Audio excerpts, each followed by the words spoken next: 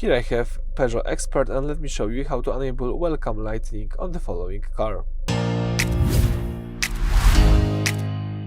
So at the very beginning, let's start by using the home screen. From the home screen, all you need to do is select here the car icon. Let's tap it.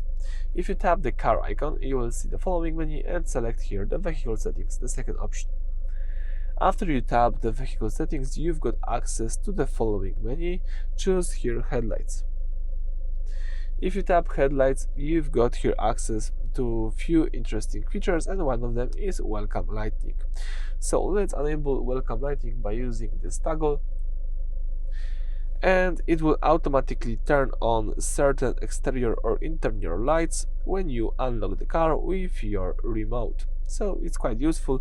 I recommend to have this feature enabled. You can also tap here settings to change the period of operation. It could be 15 seconds, or it could be 13 seconds, or even 60 seconds. In my case, 15 seconds is quite enough, so let it be that way. So that's it for this video. Thank you for watching. Please subscribe to our channel and leave thumbs up.